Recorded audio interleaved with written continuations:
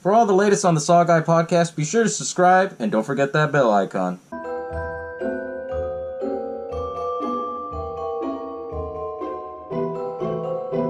and welcome to the SaWGuy podcast.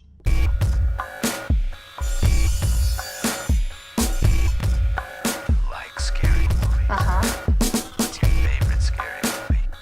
Here's Johnny. We'll tear your soul apart. The boogeyman is real, and you found him. Game over, man. Game over. What do you want? I want to hear you scream.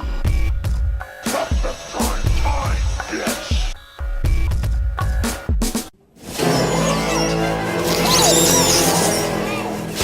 Welcome to the SaWGuy podcast. As always, y'all know I am the SaWGuy, and you're joining me for a very special episode because tonight is the night before Christmas. That's right, I'm talking about it right now. It is Christmas Eve, and, in order for me to celebrate Christmas, it wouldn't be, a jolly old St. Christmas without SaWGuy, and I'm bringing you episode 41 on Black Christmas, the remake. I know a lot of people are kind of disappointed that I'm talking about the remake and not the original, but don't worry, I'll tie in a little bit of the remake with the original, so that way, nobody's left out on this. I mean, it's the season to be jolly, right? But anyways, yes, I am talking about the remake, and what I love about the remake is just that it's so uncanny, and that it's so just like all over the place, that it makes it good, at least in my opinion. I know a lot of people, they didn't like it. I know when it was released in theaters, everybody hated it. But for some reason, it built up this cult following, like when it came out on DVD in February. It was kind of weird, But anyways, let me give you the backstory about Black Christmas. Black Christmas was a 1974 horror film, and it was the very first ever horror film that took place during a holiday. And out of all things, it took place on Christmas. And it was actually done in all places in Canada. Like, really? You would think it would have been like a grindhouse American film, but it's not. It was actually released in Canada as a horror film. And because of it, it sparked, all this intriguingness with it, I guess you could say it inspired Halloween because, without Black Christmas, you wouldn't have Halloween. It'd be the Babysitter Killers, right? And so forth. And then it inspired other films, like The House of Sorority Row, When a Stranger Calls Back. And after when it was released in the 70s, in the 80s, you would have thought, okay, they got to do a remake. But instead of doing a remake, the original creator, Bob Clark, he also directed the film. He went off to do A Christmas Story. And that's the film where the kid wants a Red Ryder BB gun, he shoots his eye out and shit. It's kind of funny that he did both of these films, a complete yin and yang, right? But anyways, in the 80s, they didn't do it. The 90s, there was some good remakes, but they never did it, Towards the early 2000s, that's when a lot more remakes started to come out, right?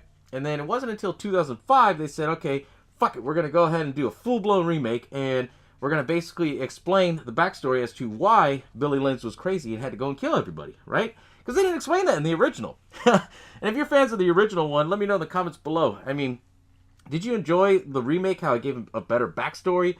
Or was it a lot more terrifying, the fact that you just didn't know anything about him? He just snapped, right? But anyways, with this one, it was done by Glen Morgan, who was best friends with Bob Clark and had his blessing to say, okay, go ahead and do the remake. Glen Morgan, he's known in Hollywood because he wrote all the stories for, the first 3 Final Destination franchises. Well, not franchises, but films. He wrote the first one, the second one, the third one. Obviously now I think they're up to like 7. The last I heard of it, they did like a 3D one and all that, but that's what he's known for. And he basically got his hands on this project and said, okay, I'm going to write and I'm going to direct. And he got Dimension Films and MGM to help him out with the production, which, some people will say that's a downfall to it, but I'll explain a little bit more, right? But anyways, when he was doing that, he wanted to have a decent cast lineup, which was pretty cool. He brought Mary Elizabeth Winstead over from Final Destination 3. He got, one of the original actors from Black Christmas to play as the house mother over there. And what I thought was pretty cool is just, he tried to do it as a wink and a callback to the original, just basically with his version in his mind. He thought he was going to do basically the remake, but it's going to have, like, the backstory of Billy Lynch, too. Like, kind of explain it. Like what Rob Zombie did to Halloween. That's what he tried to do because, mid 2000s, that was a trend going on. Everybody was doing that, whether it was a slasher film, whether it was a drama film or anything. That's how these remakes were doing it, was they were basically, giving a callback to it, but elaborating the story a little bit more, right? So with this film, it was released in Christmas of 2006. I was one of the only people, besides two other people in my movie theater where I'm from, to actually go see it on Christmas Day. Now, I don't know if it was because it was Christmas and nobody wanted to go see a horror movie on Christmas Day, but I thought it was kind of cool. At the time when I first saw this film, it just kind of like, it's not bad, but it's not good, Now going back and actually watching it for this episode, I thought, wow, okay, this is really good for what it was, considering all the shit that they had to go through to endure this film, to actually get it out there, right? And I'll elaborate a little bit more on that, in just a bit. But as I do in every episode, I'm going to explain it, the whole story and everything, and give you all the little tidbits and everything. And there's a lot of tidbits on this one, and kind of fascinates me. I'm like, oh shit, well, I got to cut down on the story a lot more now for you to get my point across, right? But anyways, Black Christmas opens up. It shows, the fraternity house and everything, all these girls, one is drinking, staring out the window. The other one, her character, her name is Claire. She's, writing a greeting card and a gift for her sister Lee. Well, anyways, she hears a noise, right? And it's coming from her closet. She goes to her closet. She sees that, the noise is coming from the vent on the floor. Then she goes back and thinks nothing of it, right? She starts writing on the greeting card, and then she was like, wait a minute, my pin's missing. Boom, there's a bag that goes over her face. She's trying to breathe. Whack, that pin goes right through her eye, then it says Black Christmas. When I was in theaters, I was like, what the fuck? This is going to be some good-ass shit right here. I like that. As y'all know, I like a lot of slasher films. I like a lot of gore. That's my style of horror that I like, There's some things that I'll just kind of turn away, but for the most part, I'm never squeamish on anything like that. But this film, there are some scenes that did make me squeamish, right? And later on, after it showed that, then it talks about the story of Billy Lenz. He's locked up in a sanitarium. Everybody knows the myth of Billy Lenz, right? He's being watched by a security guard who's, who basically says that every Christmas, he tries to escape just to go home, right? And after that, then it flash forwards back to the sorority house, and it shows, Katie Cassidy, which we all know her as Black Canary right now. And she started other remakes too. And she plays the character of Kelly.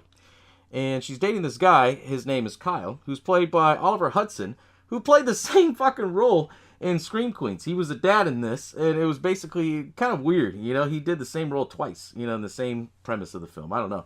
But they were dating, and she basically told him, hey, I want to spend time with you, but I got to go spend time with my sisters. So, she bails on him, and he gets a phone call, and you find out what that phone call was about, right? Then she goes in, and then they, it's, it shows all the characters. The character who played the house mother on, what's her name? Andrea Martin. She was one of the original characters in it, and I was just like, whoa, that's pretty cool. That's a cool callback to it, Then you have Lacey Chabert, who's the voice, the original voice of Meg from Family Guy. Then you had the girl who played Harriet the Spy, which I thought was kind of funny that she was in the film because, she really wanted to do the film, and she got in it. Then you had, you had another character in there from Final Destination 3. She played the character of Lindsay. I forgot the actor's name. But she was in it. And you had a lot of different characters in this film. Like, it was a big sorority house. They put a lot of characters. So it was hard for me to follow. So if I mess up or fuck up or anything, let me know in the comments below. Because I know that was another knock on this film. There was so much going on, it was hard to follow, right? But anyways, it shows all of them. They're all kind of bickering. They're trying to do this Secret Santa thing. And then they have this little myth, this urban legend that, whenever they start Secret Santa, they basically get a gift for Billy, right? And then, while they're kind of bickering and all that, then basically they send two of the other girls, Lindsay and Kelly, to go up to get the other girls. One is Claire, who had the bag over her head, and she was the first one taken out. They don't know that she's missing. They just think, okay, she's, being quiet in her room. Then they go to this other girl. Her name's Megan. And Megan's watching, it looks like she's watching a porn on her computer, but it's actually her and Kelly's boyfriend. And then you find out that Kelly's boyfriend lives there, and he just dates the girls, and does things with them. And it was just like, what the fuck? Like, you find that out, like, that's kind of a trip. That's fucked up, right? And, while they're knocking on the door telling her, hey, you gotta open your Christmas present. If not, they're mine. And then she starts kind of having this attitude, and she's like, fuck Christmas, And then they go back, they try to open presents. And as they're doing that, Megan hears a noise in the attic, which I don't understand. You hear a fucking noise in the attic, you don't go and chase after it. What does she do? She goes up there, and she sees Claire kind of like with her head down. And then she's like, what the hell are you doing here, Claire? All of a sudden, the same person who put the bag over Claire and killed her does this to Megan. But he basically puts the bag over her, and then he shanks her. So blood is like fucking spraying all over. She's down. You know, he holds her down on her arms. And he puts his hand right there and rips out her fucking eyeball and eats it. I was like, what the fuck? You know, so, I mean, that hooked me in right there again, like I said, because I love slasher and gore films. Then it goes back into the story about how they were saying, oh, you know, this is kind of stupid. How come we got to do this? And then that's when Andrea Martin was telling them, well, you know, we do this because this actually really happened. And this was Billy's house. And then it kind of goes back into the backstory of how Billy was born. His mom didn't want him. And she had an affair with this young dude. And they never said anything about how young he was, but clearly he was way younger than her. And she didn't want to have a son. So she, you know, there's a Christmas tree next to the baby carriage. She pulls the light bulb out and breaks it in front of the baby. And then the baby ends up being Billy. And they start talking about how Billy had this, you know, rare liver disease, I guess it was. It's I laugh because it's not rare. It's called jaundice. You know, it changes the skin to yellow. And, you know, I'm kind of a science nerd myself. I'm like, okay, well, you know, he wouldn't be able to do half the stuff in this film if he had that. But, you know, that was another kind of a downfall of this film. It had a lot of little plot holes here and there like that, right? So they explain a little bit of the story about Billy. And then, you know, this takes place in 1970 when he was born. In 1975, when he was 5 years old, you know, he's trying to spend Christmas with his dad. And his mom's just, you know, being a bitch, like, Santa's not coming for you. He got shot down by the Russians. You know, and then his dad's like, hey, go in your room and Santa left a present for you. He goes in his room, he opens it up, and he has like this rocket ship, this model rocket ship, which was pretty cool. You know, he was a good dad. And then you can hear, you know, all the muffling, like because they were arguing. I had to put on the subtitles on the DVD to actually understand it because I couldn't hear it. But anyways, he was, you know, she basically said to him, like, hey, that's not the son I want. And then he said, well, why are you being a bitch? You know, you could be mean to me all you want, just not towards our kid. And then she's like, well, I'm leaving you for this guy. He's going to be my husband now. And he's like, what the fuck, this piece of shit? You know, and then I guess they implied that he was like trying to threaten him with a hammer. And then that's when his mom came up and knocked him out with a fucking hammer. Billy hears all this, comes out of his room, and he looks underneath the door. Like, I guess you could say in that space in between the door and the floor. He sees his dad's knocked out. Then they put the bag over him, beat the shit out of him, right? And then it shows how they, you know, try to bury him underneath the house. Well, Billy, he finds out that the house is hollow. Like, there's, like, space in between the walls. So he breaks into the walls and goes in and out of the house. And he goes down and he sees everything of how they're trying to bury his dad. And then that's when, you know, his mom and her boyfriend, they flip out. He climbs all the way up and gets stuck in the attic. And they locked him in the attic. And then it goes back to the girls and they talk about, like, that's what happened with the story. You know? They didn't explain anything else until later on. Then as they're arguing, you know, they're just like, fuck this, you know, I'm gonna go home. And, you know, it's just every one of the girls, they had a different sense of personality. One just wanted to party. One was just there to hang out. Another one was just there because, you know, her family didn't want her there. Things like that. I mean, it played a lot of that aspect. I mean, they did really good on the development of it, but it's just, you know, it was too much. You know, it didn't get straight to the point, right? But anyways, one of the girls, you know, Mary Elizabeth Winston, her character, Heather, she was arguing with Lindsay and was like, you know what, I'm going to go home. So as she's trying to go up the stairs, you see another girl pop out. Her name's Eve. And she's like, Merry Christmas, everybody. You guess you guys are all my family now. And they implied her as like the Poindexter or the nerd character because she had her hair tied up. She was wearing the glasses. She made a gift for Heather. Heather opens it. And what I thought was crazy is that it's a you know, hand-blown glass of a unicorn, but the fucking horn was like this long, like no joke. Like when you saw the fucking unicorn, it was just the head, and then the horn was like that much. Like, oh shit, they're gonna use this for something, you know. And then as she gave her the gift and everything, for some reason, I don't know why the film did this. It went, you know, back into a flashback of what happened with Billy, right? It shows it's 1990. His mom is trying to have sex with her boyfriend. He falls asleep because he's drunk. And then she's like, fuck, not again. So she hears this rocking chair up in the attic. And this is where it, like, mentally fucks me up. Because I'm just like, oh, shit, what's going to happen, right?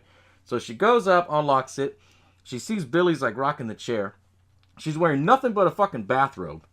And all of a sudden it shows like her legs walking up, and then she drops the bathrobe, and then it shows the chair rocking. And I was like, oh, no fucking way. Next scene, it was like 9 months later. Boom.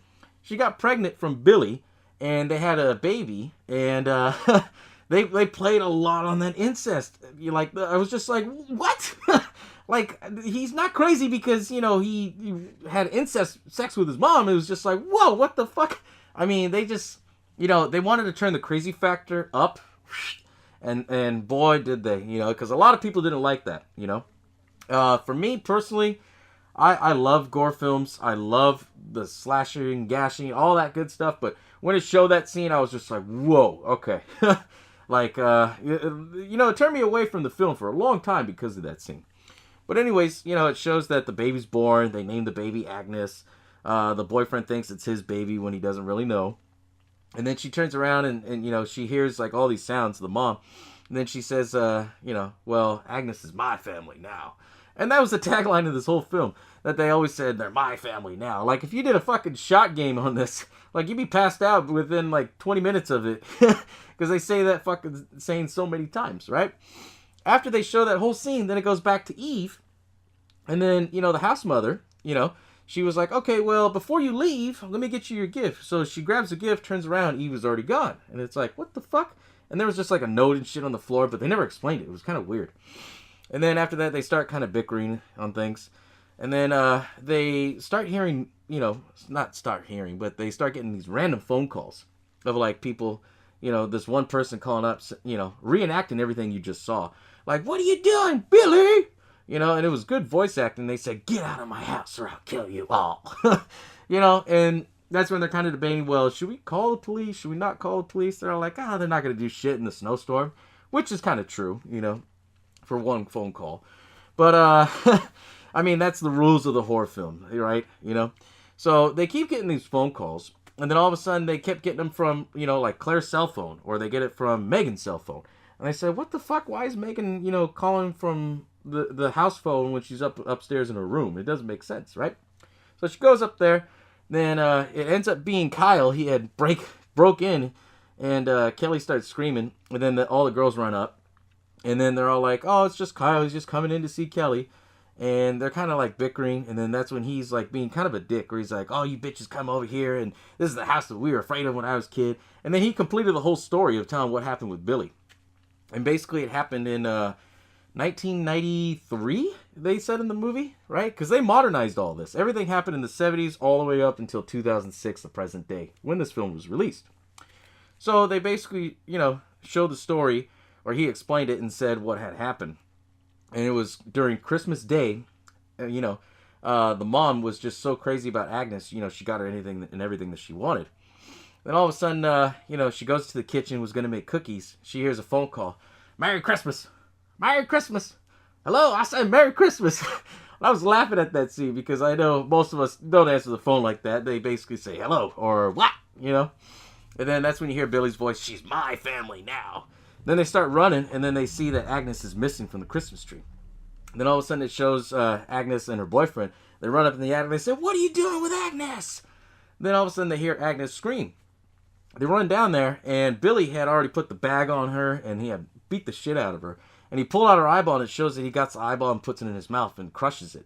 That's when the stepdad, tries to come in. He gets one of the, I guess it was like the point of the star. He pulls it out and just jabs it right through his face. And it was just like, whoa, what the fuck? And Billy completely snapped because he pulled the lights off the fucking Christmas tree, wraps it around his mom, chokes her out, drags her into the kitchen, gets the, I guess you could say, like the like the dough roller, and he beats the shit out of her. And just like, not a few times, it just whack, whack, whack, whack, until it kept zooming in to like all the cookies. And then all of a sudden he throws it back on the counter. He gets the cookie cutter, cuts her skin off, puts it on a tray, and heats it up. And then he eats her skin like fucking cookies. It was crazy. Then it showed that, the police come in and they see that he's like eating her fucking skin like cookies. And that's when they Kyle had basically said, they locked him up in the sanitarium and no one's ever heard of him since. And Agnes, after all the shit that she's been through, they put her in foster care. No one adopted her and no one's heard of her since, right? So they basically implied of like the whole backstory at this point, right? Once that whole thing happened, then basically he was just like, F you bitches, I'm out of here. So he leaves, and then all of a sudden they're like, okay, why is the power out? Because the power goes off. And then Dana, played by Lacey Chabert, she says, well, the fuse box is outside of the house. I'll go get it, right? So she goes out. She starts hearing noises, and she thinks it's Eve. And she's like, Eve, you stupid bitch, I can see your breath. That's when she gets pulled in by the killer, and then they start struggling. She gets like one of those little hand shovels with like the fucking pokers and shit. I guess it's like to dig a trench and shit for when you garden. And then just stabbed it right in the back of her neck, right? And then all of a sudden, it goes quiet. And then all of a sudden, it's still dark in the house. Then all of a sudden, she calls from Dana's cell phone, and then it's the same thing. They have like the weird phone calls, and they're like, what the fuck? They go outside to see what the hell's going on. They see everybody's cars is still there. No one left, but, it's kind of odd. Like, all their cars are there, but they're not in the house. So they start questioning things. So they go to Eve's car, and they're like, what the fuck is she doing? Sitting in her car. Like, it's cold outside. She's going to freeze. So they open the door, and they see that Eve's head pops out. Then they freak out, and they go back in the house, and they said, okay, we're going to call the cops. They call the cops. Cops said they can't come, because of the blizzard. And then that's when the house mom and then Heather, Mary Elizabeth Winston, they said, okay, we're going to run to the police station and see what we can do. And, it's funny because the house mom, she gets in her car and tries to start it. Come on, start, you piece of shit. I laugh at it because in every horror film, well, most horror films are like that, And then finally she gets it started. She kicks open the door, because it's an old-ass station wagon. I don't know, like, it was weird. Like, they had a lot of old stuff in there, tied in with new modern stuff, and then they dated it. It kind of very odd to me. And I heard that was a knock from everybody that watched it, that they didn't like that. But, for me, it was just like, okay, they're trying to make it look old. I deal with it. They get in the car, and then that's when she pulls out a brush, and she tells her, like, Heather, hey, I need you to, use this. And she's like, what is that for? And, she's raised in the South, so she doesn't ever have to scrub windows off from snow. So the house mom, she comes out, Andrea Martin, she's like, damn Southern Belle Prince. She acted like a damn princess, and she's scraping off all the shit. And all of a sudden, the car starts rocking. And then she's like, what the fuck? She scrapes the window more, and she sees Billy's face, and she's freaking out. And then all of a sudden, blood splatters everywhere. So Heather gets fucking killed, but they don't show it. They just show blood splatter all over. And then you see Andrea Martin, like, she goes back to house mom, like, freaking out, hits the garage. Icicle comes through, goes right through her face. And that was kind of a callback to, what do you call it, A Christmas Story, how they said icicles can kill you and stuff like that. And then I thought it was pretty crazy, because here, Mary Elizabeth Winston, she always plays these characters where she's the final girl, right? But then she gets killed off like halfway into the movie. It's like, whoa, okay, anything could happen now. And I think they did that on purpose, so that way she doesn't get like typecast into being like the final girl in most horror films. And then as that's happening, all the other girls are like looking through the window like, what the fuck is happening? Why is the car on? So then you see Kelly go down, and then Claire, her sister Lee, had came over. And, she had came over and she came in at the wrong time. Like, it was like in the middle of everything that was going on. So they go down there, they slip in the garage, and they see all this puddle of blood. And they're like, what the fuck? That's when the girl who played Harriet the Spy, what was her name? God, I can't remember her name. But I know she was one of the main characters in there. She goes and tries to see, like, what the hell was going on. She gets taken out by the killer, who basically, tries to grab her in the bag, and then they elbow her. Then she tries to run out, and then she gets like the ski stick and beats the shit out of her. And what I thought this was pretty cool, she finally gets the door open. The killer grabs the like ice skates and throws it right at her, and you can see like chunks of her head and shit fly off. Which I was like, whoa, okay, this is pretty cool. I can deal with this. This is pretty cool, Then the girl who was drinking, she had drank so much that she had thrown up and everything, and she was passed out in the room. And then that's when the killer goes in there. She sees that she's asleep and keeps fucking with her, right? She turns around and sees that it's nothing. Then all of a sudden the killer comes in. And remember I was telling you about that hand-blown glass unicorn with that fucking horn that long? Yeah, that came into play. It just gouged out both fucking eyes. So now you only have 2 girls left. And all of a sudden they get in the house, and then they find Lindsay that way. Her eyes gouged out. And then you see that it was, what's his name? Kyle. He comes in and he's like, hey, there's 2 dead bodies in the front. They're all like, well, maybe you did it. Well, then they start bickering, right? And then they figure out, okay, somebody's here in the house that's killing all of us because, I'm calling her cell phone even though she's dead, and you can kind of see it. And then they said, all right, fuck it. We'll go up in the attic. If they're dead, we get the fuck out of here. So out of all things, they go in the attic, and then that's when they see everybody dead. Parts of them are all cut up, like decorated. And then you find out that the main killer that's doing it is Agnes. Agnes was, Billy and his mom's baby, who they didn't explain much. They just show that she was just crazy like Billy and just started gutting everybody up. So when they go in there, Kyle, he's the first one who gets killed. They get the bag on him and he gets gouged out in the eye. Then that's when Kelly and Lee, they go up there. They kind of, I guess you could say, battle it out a little bit. And then Lee falls through the roof. Then all of a sudden, that's when Billy comes in and it's like, what the fuck, Billy's here? So you have two killers, which is the big twist in all this. That was not in the original, by the way. They had the twist of bringing the two killers. And then, when all that was going on, the tree caught on fire because it was a real tree. And then Kelly tries to go and tries to get Lee. And then, I guess, what's her name? Agnes had fell through, like, in between the cracks. So Agnes is on the bottom. Billy's on the top. Kelly's stuck in the middle, and she's, like, banging on the wall and shit. Lee finally breaks the wall down, pulls her out. And then, the flaming tree comes down, burns them. They throw paint thinner. Then it shows that they're in the hospital. And you think everything's all fine and dandy, right? And all of a sudden, they take Kelly away to do some x-rays. And then, Lee's in there and she starts hearing noises. And then she goes to another room. She's like, Kelly, I thought they took you for x-rays. Fucking Agnes. It was Agnes out of all things. They survived the fucking fire. So they, Agnes grabs Lee and says, they're my family now. Breaks her neck, right? So the only person that's still alive is Kelly at this point. Then all of a sudden, Kelly gets back. She's like, where's Lee? And they're like, well, I don't know. I'm probably in the bathroom. And then that's when she starts hearing noises. And then that's when Agnes pops out. She gets one of those, defibrillators. Charges it up and just shocks the shit out of her. And finally kills Agnes, right? And then that's when, she starts hearing thumping sounds. Breaks out of the hospital and everything. And then that's when Billy starts chasing after her. He's all fucking burnt to a crisp. And then they start struggling on the side, right there on the hallway where it goes down to like a stairway. And that's when she flips him over. Billy lands on a Christmas tree. And literally, I don't know if this was a real Christmas tree or a fake one, but he lands on a Christmas tree, goes right through him. All of his guts and everything spills out. And that's the end of the film. And I was just like, what? Like, you could have done a better ending than that. Like, what the fuck? And that's what I bring back to, my original point at the beginning of this episode. That this film was great in some aspects, but it was also bad at some other ones. And the reason why it was bad is because, he had Dimension Films, who was run by Harvey Weinstein, but both Weinstein brothers. But Harvey Weinstein in particular, he didn't like the original, and he wanted to follow the trend of what Saw was doing. Because Saw had changed horror films into torture porn, and they had to show like more gore, more intense shit and everything. I basically turn up the notch a lot, the intensity, right?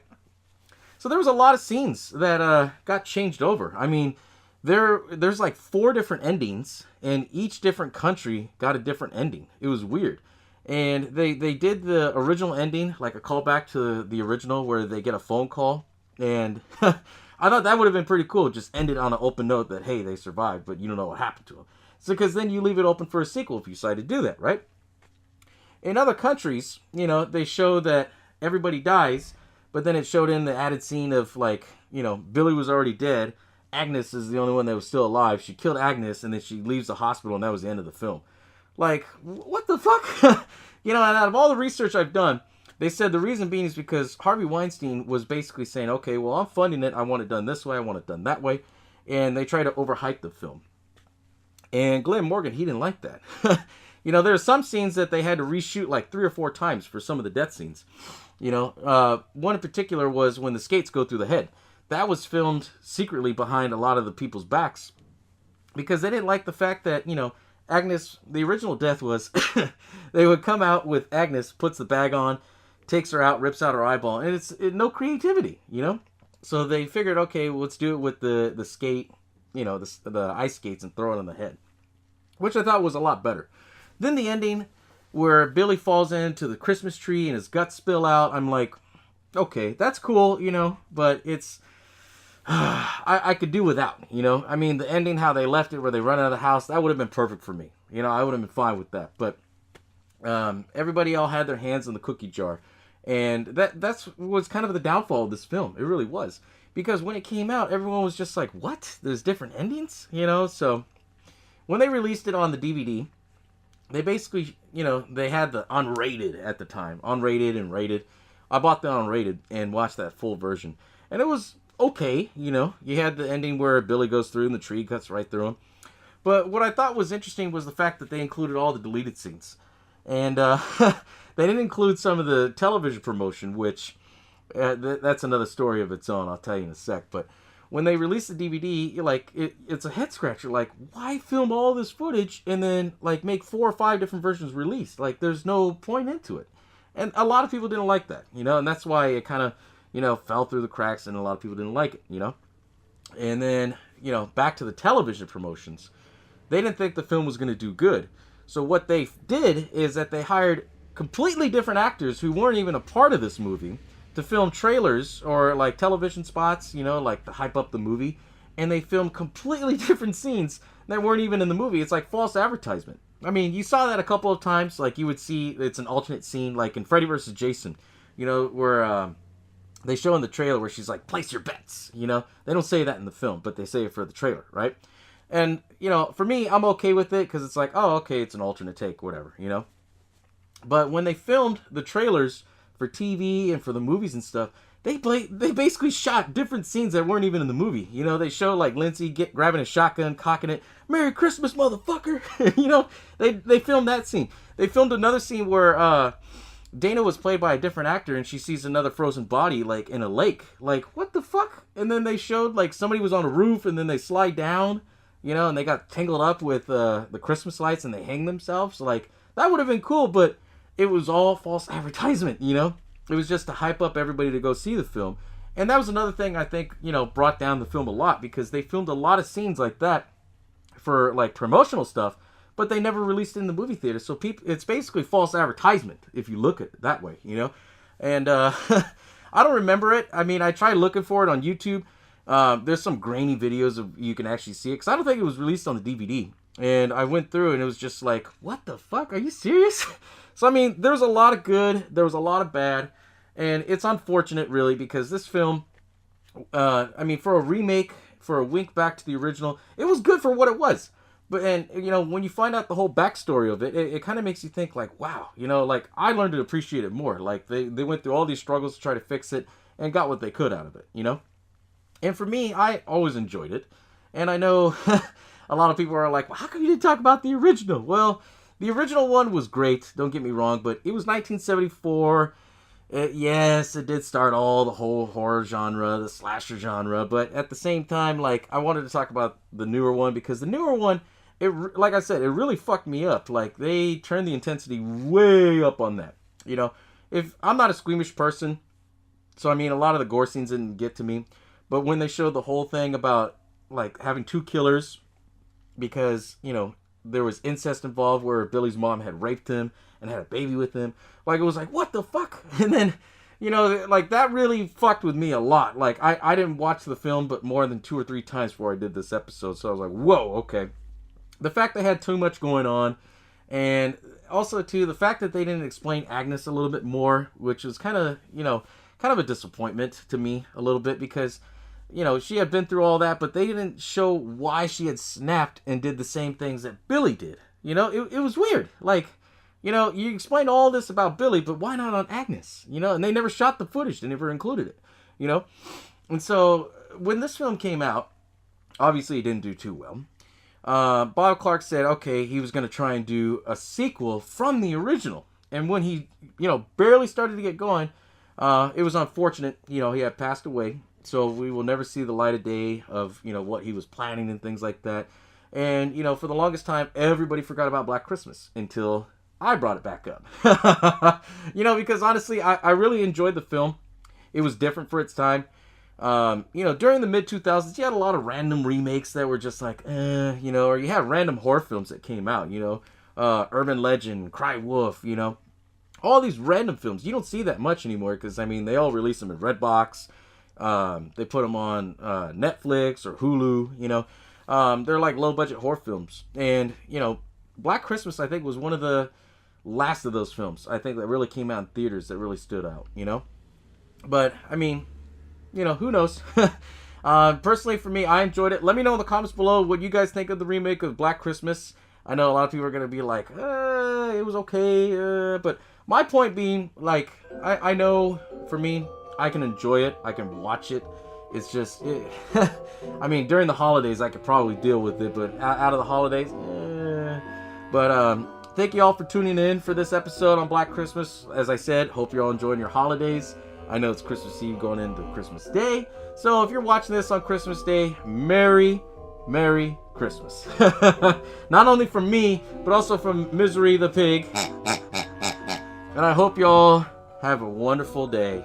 Alright? And I'll catch you all next time, as always.